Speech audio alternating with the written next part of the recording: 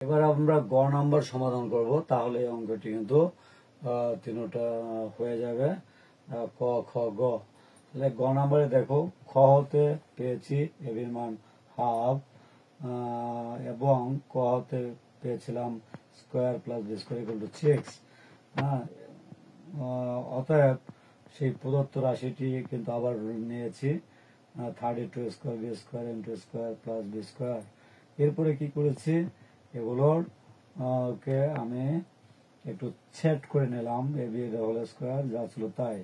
এরপরে কি মানগুলো বসিয়ে দিয়েছি, দেখো 32 গুণ এ বির মান পেয়েছিলাম হাফ, সেটাকে বসানো হয়েছে, আর স্কোয়ার প্লাস বি স্কোয়ার এর মান 6 বসানো হয়েছে। এখানে দেখো কি করা হয়েছে, এই ব্র্যাকেটের কাজটি যখন ভেঙে দেওয়া হয়েছে তখন 1/4 থাকে। আর এখানে কাটাকাটি করা হলো কি,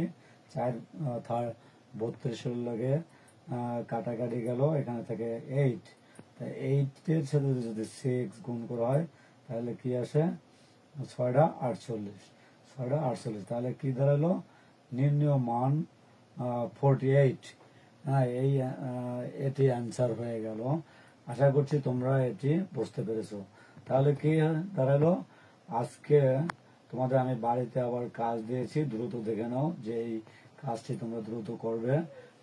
দেখো, ক X square minus X Y plus Y square এর মান নির্ণয় করো।